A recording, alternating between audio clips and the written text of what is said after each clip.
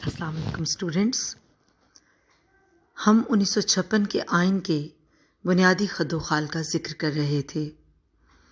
اس سلسلہ میں ہم نے 1956 کے آئین کے کچھ فیچرز بیان کیے کہ یہ آئین ایک اسلامی آئین تھا، یہ تحریری تھا، یہ وفاقی نظام حکومت کا حامل تھا۔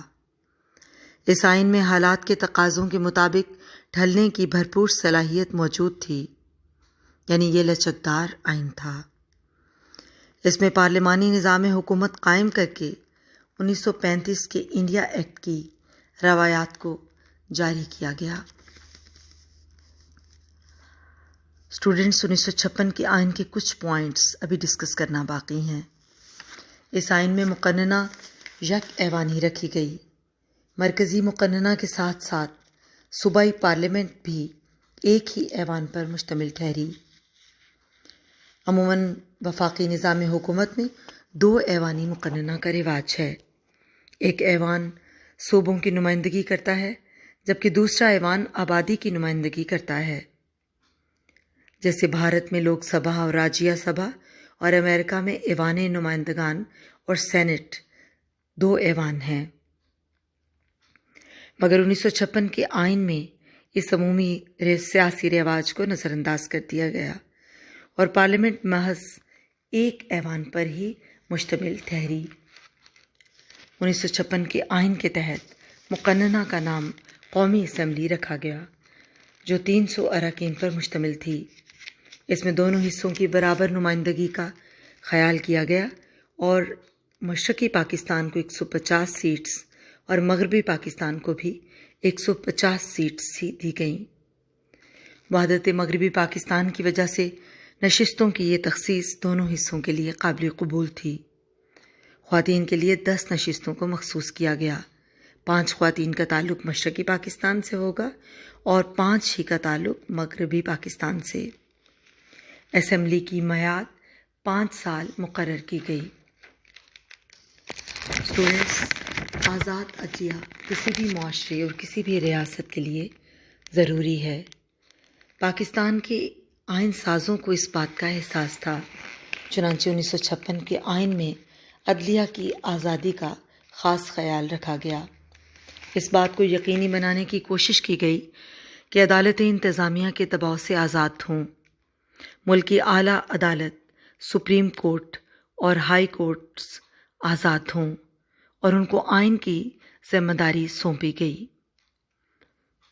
اس آئین کے تحت پاکستانی عدلیہ کو عدالتی نظر ثانی یا جوڈیشل ریویو کا اختیار دے دیا گیا۔ اسٹوڈنٹس، عدالتی نظر ثانی یا جوڈیشل ریویو عدلیہ کا وہ اختیار ہے جس کے تحت عدلیہ مقننہ کے بنائے ہوئے کسی بھی قانون کو ایسی صورت میں کالعدم قرار دے سکتی ہے اگر وہ ملک کے مروجہ کانسٹیٹیوشن سے متصادم ہو۔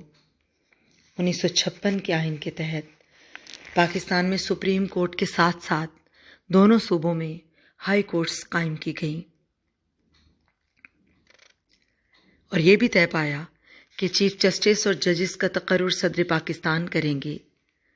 ججوں کو ملازمتوں کا تحفظ حاصل ہوگا، ان کی برطرفی مواخذے کے ذریعے ہوگی، اور مواخذے کا طریقہ یہ ہے کہ قومی اسمبلی کی 2/3 میجورٹی اگر مواخذے کی تحریک کو قبول کر لے اور اس کی توثیق صدر کر دے تو پھر جج اپنے عہدے سے برطرف ہو جائیں گے۔ اسٹوڈنٹس، 1956 کے آئین کی ایک اور اہم خصوصیت یہ تھی کہ اس میں بنیادی انسانی حقوق کی ضمانت دی گئی۔ باقاعدہ آئین میں بنیادی انسانی حقوق کو تحریر کیا گیا۔ ان حقوق میں حق زندگی، حق تحریر و تقریر، حق آزادی مذہب اور رنگ و نسل اور ذات پات یا جائے پیدائش کی بنیاد پر امتیاز کی ممانعت، حق جائیداد اور حق ملازمت شامل ہے، اور یہ بھی طے پایا کہ ہر صوبے کی ثقافت اور زبان کے تحفظ کی کوشش کی جائے گی اور کوشش کی جائے گی کہ ان حقوق کو وائلیٹ نہ کیا جائے۔ ان حقوق کو عدالتی تحفظ حاصل تھا۔ ملک کی سپریم کورٹ اور ہائی کورٹس کے ذریعے ان حقوق کی حفاظت کو ممکن بنایا گیا۔ در حقیقت اس آئین کے مطابق شہریوں کو وہ تمام بنیادی انسانی حقوق دیے گئے جن کی ضمانت اقوام متحدہ کے چارٹر میں فراہم کی گئی تھی۔ آئین کے مطابق تمام شہری قانون کی نظر میں برابر ہوں گے۔ ان کو معاشرتی، سیاسی اور معاشی حقوق میسر ہوں گے۔ کسی شہری کو بلا جواز گرفتار نہیں کیا جائے گا۔ گرفتاری کی صورت میں اپنے موقف کو بیان کرنے کی اجازت ہوگی۔ ان حقوق کی پامالی خواہ انتظامیہ کی طرف سے کی جائے یا کسی مخصوص فرقہ، گروہ یا ادارے کی طرف سے کی جائے، عدالتیں اس سلسلہ میں ان حقوق کی پامالی کو روکیں گی اور شہری اس سلسلہ میں عدالتوں سے رجوع کر سکتے ہیں۔ اسٹوڈنٹس، 1956 کے آئین کی ایک اور اہم خصوصیت یہ تھی کہ اس آئین میں زبان کا مسئلہ حل کر دیا گیا، اور اس سے قبل زبان کے مسئلے کی وجہ سے مشرقی اور مغربی پاکستان کے درمیان کشیدگی کی فضا پیدا ہو چکی تھی۔ بنگالی زبان کو اردو زبان کے ساتھ ساتھ قومی زبان کا درجہ دیا گیا۔ اسٹوڈنٹس، اس آئین میں اس بات کی وضاحت کر دی گئی کہ آئندہ 25 برس تک انگریزی زبان کو دفتری زبان کی حیثیت دے دی جائے گی۔ 1956 کے آئین میں واحد شہریت کا اصول رکھا گیا۔ چنانچہ آئین 1956 کے تحت پاکستان میں تمام شہریوں کو صرف واحد شہریت حاصل ہوگی۔ تمام شہری پاکستانی کہلائیں گے۔ دنیا کے بعض وفاقی ممالک میں دوہری شہریت کا اصول رکھا گیا ہے۔ مثلاً امریکہ میں ایک شخص کو بیک وقت امریکہ کی شہریت اور اس کی متعلقہ ریاست کی رکنیت حاصل ہوتی ہے جس میں وہ سکونت پذیر ہو، لیکن اس کے مقابل میں پاکستانی شہریوں کو کسی بھی صوبے کی الگ شہریت حاصل کرنے کی ضرورت نہیں۔ اسٹوڈنٹس، اس آئین میں حکمت عملی کے کچھ رہنما اصول بھی درج کیے گئے۔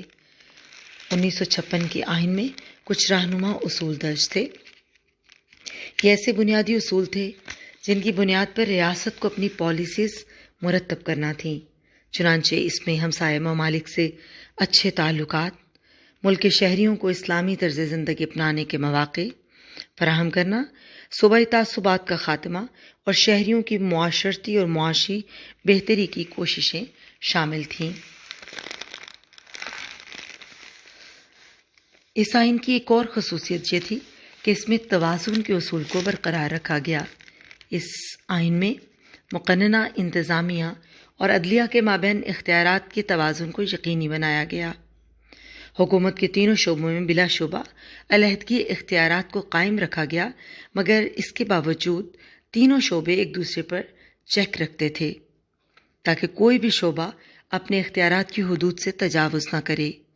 کابینہ مقننہ کے سامنے جواب دہ ٹھہری اور ملک کی عدلیہ کو عدالتی نظر ثانی کا اختیار دیا گیا، یعنی وہ مقننہ کے بنائے ہوئے قوانین کو کالعدم قرار دے سکتی ہے جو آئین سے متصادم ہو۔ اسٹوڈنٹس، 1956 کے آئین کے تحت کچھ نئے آئینی ادارے تشکیل دیے گئے۔ جیسا کہ آپ کو معلوم ہے کہ پاکستان ایک نئی سلطنت تھی۔ اس کے ریاستی نظام کو چلانے کے لیے بعض نئے عہدوں اور اداروں کی بہرحال ضرورت تھی۔ چنانچہ 1956 کے آئین کے تحت مختلف آئینی ادارے قائم کیے گئے۔ چنانچہ ان میں ادارہ تحقیقات اسلامی، public service commission, chief election commissioner, auditor general قابل ذکر ادارے اور ہوتے ہیں۔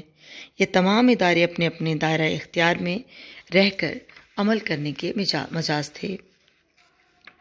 یوں اسٹوڈنٹس، جب ہم 1956 کے آئین کا جائزہ لیتے ہیں تو ایک نوزائیدہ مملکت کے لیے قابل قبول آئین محسوس ہوتا ہے۔ یہ تحریری تھا اور وفاقی نظام کا حامل تھا۔ ایک ایسے ملک کے لیے جس میں مختلف تہذیبیں، مختلف زبانیں اور مختلف ثقافتوں کے حامل لوگ آباد ہوں، وفاقی نظام حکومت یقیناً ایک بہترین نظام ہے۔ آئین کی لچکداریت قابل تعریف تھی کہ آئین میں وقت و حالات کے تقاضوں کے مطابق ڈھلنے کی صلاحیت موجود تھی۔ یہ پارلیمانی نظام حکومت کا حامل آئین تھا۔ پارلیمانی نظام سے پاکستان کے عوام پہلے سے واقف تھے اور انگلینڈ کے ساتھ وابستگی کی وجہ سے پارلیمانی نظام ان کے لیے نیا نظام نہیں تھا۔ یک ایوانی مقننہ ایک تجربہ تھا۔ بعد میں اس تجربہ کی ناکامی کے باعث 1973 کے آئین میں 2 ایوانی مقننہ رکھی گئی، کیونکہ وفاق کے لیے 2 ایوانی مقننہ زیادہ مناسب معلوم ہوتی ہے۔ عدلیہ کی آزادی قابل تعریف تھی، مگر اس پر صحیح طور پر عمل نہ ہو سکا۔ بنیادی انسانی حقوق کا تصور اور سرکاری زبانیں بنگالی اور اردو یہ قابل تعریف پہلو تھے۔